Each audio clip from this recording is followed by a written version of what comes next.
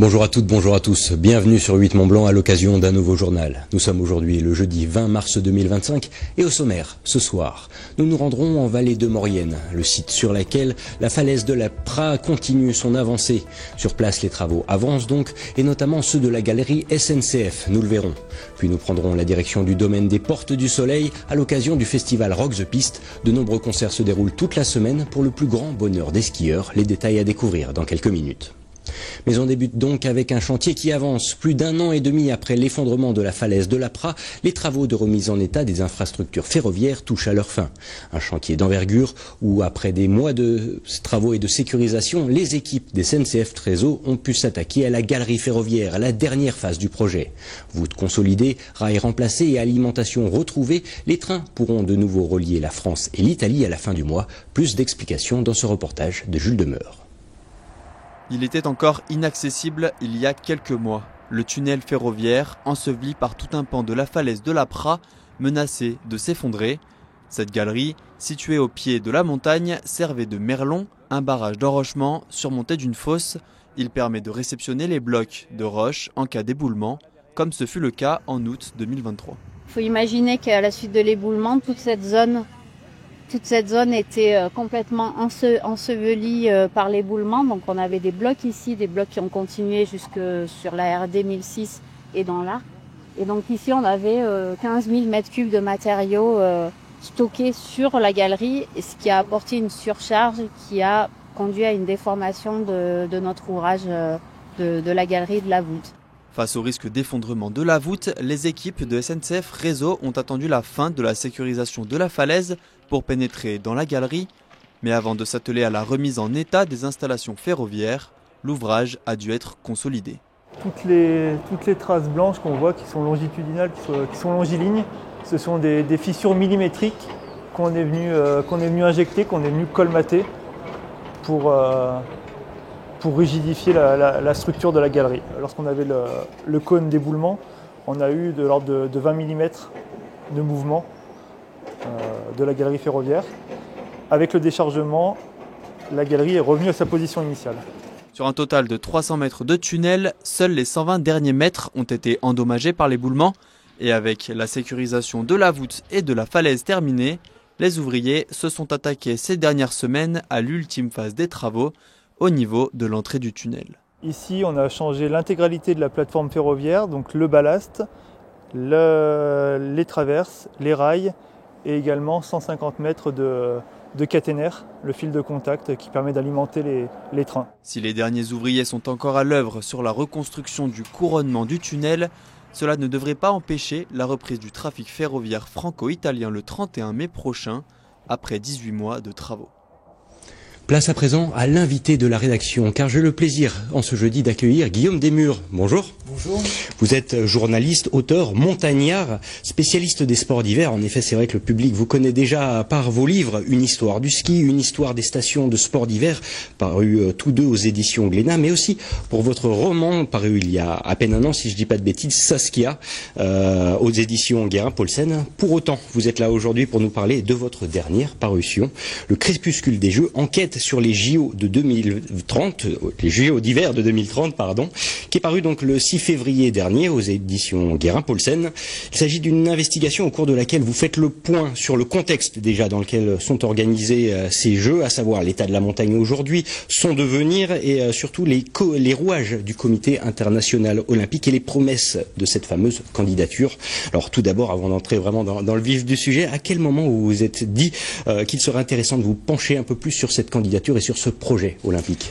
Mais quand on a réalisé avec mon éditeur Charlie Buffet que cette candidature allait nous occuper quand même pendant les 5 prochaines années, et surtout qu'elle questionnait la transformation de nos territoires de montagne et la nature aussi de cette candidature, la façon dont elle est née, nous a paru quand même assez préoccupante. Elle est née de façon très rapide, de façon très opaque aussi. On a très peu d'infos, il n'y a pas de document officiel émanant de la France qui détaille cette candidature. Donc on s'est dit, il est en train de se jouer un truc là. Donc c'est de notre rôle de citoyen et de montagnard d'aller s'intéresser à cet événement qui va non seulement impacter nos montagnes et puis aussi impacter, en tout cas mobiliser de l'argent public. Alors ces JOP de 2030 ont été annoncés comme des jeux durables, pourtant il s'agit vraisemblablement aujourd'hui d'une annonce sans réelle prise de réalité du terrain, si je puis dire. On attend les preuves. C'est facile d'annoncer des choses, de dire, comme le fait la candidature, ils ont fait plusieurs promesses, ce seront des JO durables, ce seront des JO populaires, ce seront des JO sobres, et puis ce seront des JO au service de la transition des territoires de montagne. Alors ça, c'est des jolis mots qui sont répétés par Edgar Gros-Piron, président du comité d'organisation, le COJO, par Michel Barnier, par Laurent Wauquiez, par Renaud Muselier, par David Lapartien, qui sont eux les promoteurs de cette candidature. Mais pour le moment, ce ne sont que des mots. On attend les preuves, on attend des choses concrètes pour nous montrer qu'ils vont réellement s'attaquer et tenir ces promesses. Aujourd'hui, ces promesses paraissent à l'inverse totalement intenables. Alors concrètement, comment s'est déroulée votre enquête? C'est vrai que vous vous êtes appuyé sur votre expertise, alors déjà de fins connaisseurs du monde des sports d'hiver, de montagnards en tant que local de l'étape, mais aussi sur des paroles d'autres spécialistes de la question, à l'image de l'ancien sportif professionnel et universitaire américain Jules Boykoff. Alors oui, Jules Boykoff, c'était un témoin très important que j'ai découvert à l'occasion de l'écriture de ce livre, américain, universitaire, et écrivain aussi, qui est spécialiste des Jeux Olympiques et qui les suit depuis 30 ans, qui connaît extrêmement bien leur histoire, notamment les Jeux Olympiques modernes, et qui m'a beaucoup aidé à comprendre, à décoder le fonctionnement et notamment le rôle et ce statut absolument unique du CIO et la puissance presque géopolitique et assez étonnante du CIO, qui est une organisation indépendante, qui ne paye pas d'impôts, basée en Suisse, et qui pourtant a la possibilité, le pouvoir, l'entre-gens suffisant pour imposer aux États, comme il le fait avec la France pour les JO 2030, des choses qui sont pas anodines, comme une garantie d'État, qui est une sorte de chèque en blanc où ils imposent aux États de signer un document disant que l'État assumera les dépassements de budget. Donc j'ai rencontré des gens comme ça, j'ai rencontré des gens proches de la candidature aussi pour essayer de comprendre leur point de vue.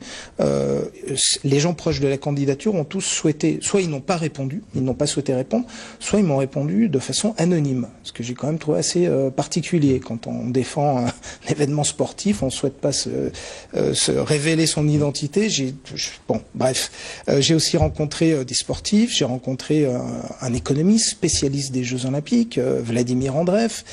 J'ai lu aussi les études qui existent sur par exemple les critères de durabilité des Jeux Olympiques. Il y a des universitaires qui ont travaillé là-dessus, sur par exemple des bilans de JO d'Athènes, de Paris, des JO de 92 aussi, et puis évidemment les médias, toutes les déclarations publiques des promoteurs de la candidature.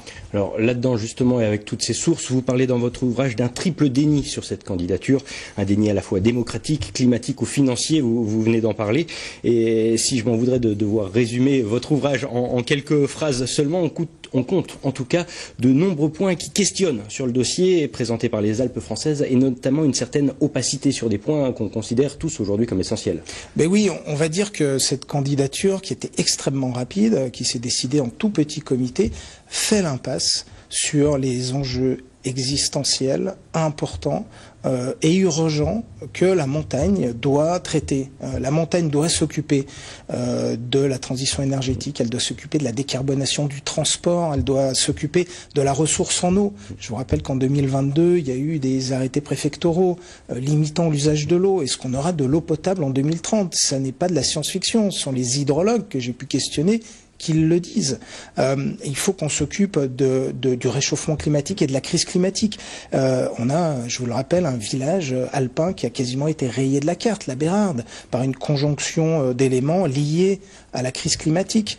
Donc tout ça, ce sont des enjeux importants, cruciaux pour nous, montagnards, habitants des territoires de montagne, sur lesquels les JO 2030, aujourd'hui, avec les infos dont on dispose, font totalement l'impasse.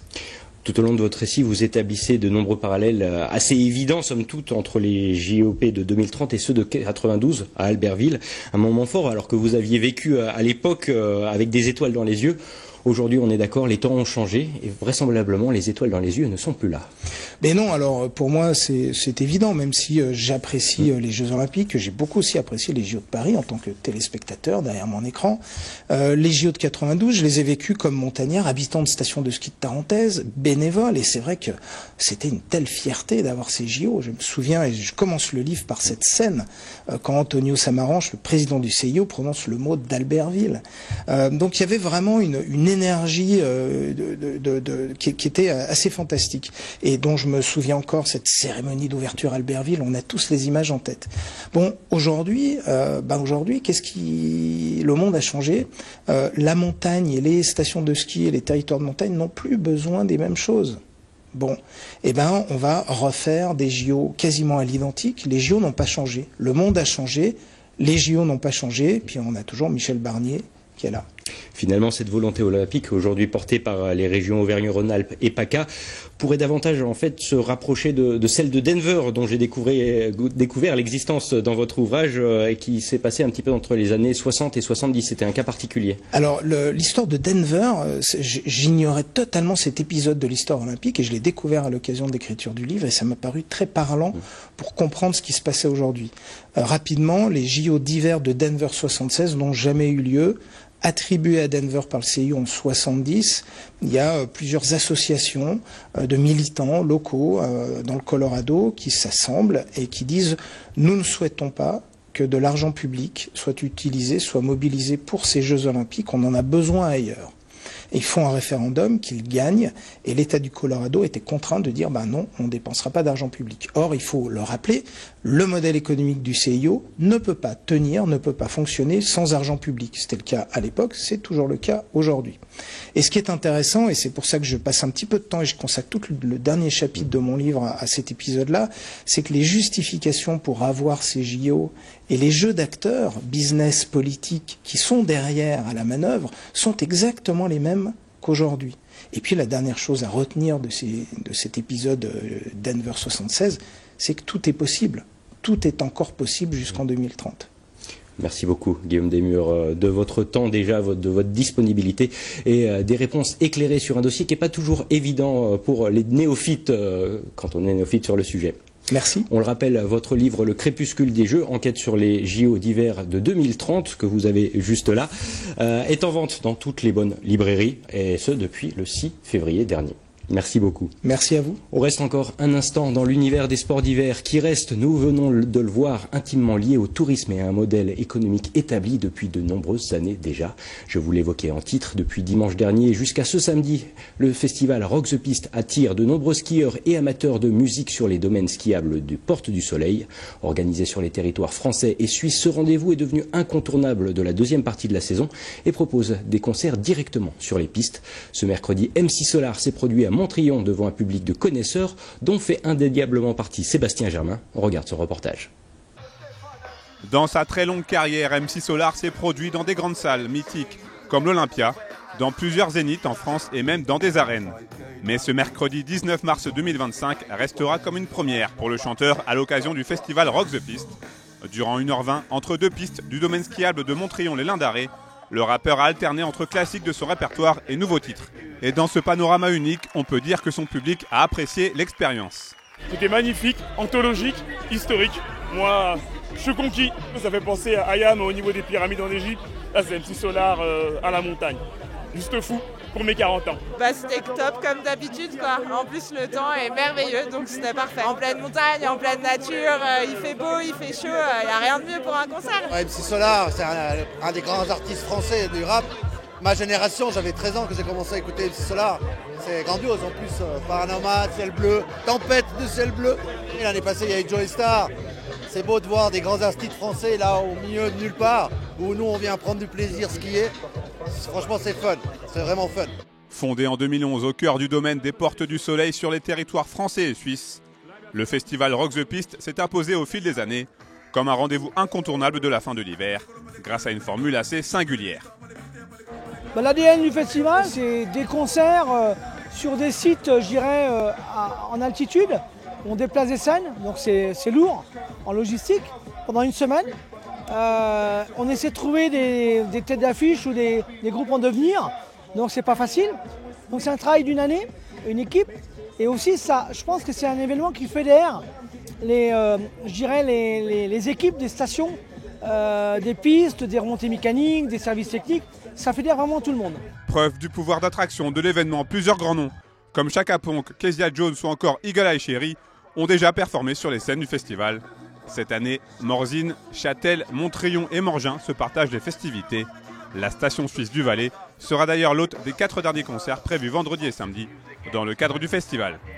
Voilà ce qui conclut ce journal sur 8 Mont Blanc. Merci à tous de votre assiduité à l'info sur notre antenne et bien entendu, merci à toute l'équipe. Tout de suite, Thierry Paul me prend le relais avec le bulletin météo quotidien et pour ce qui est du prochain point avec l'actu, le rendez-vous est pris pour ce vendredi à partir de 18 h en compagnie de Jules Demeur. D'ici là, je vous souhaite une très belle fin de soirée avec nos programmes. À bientôt.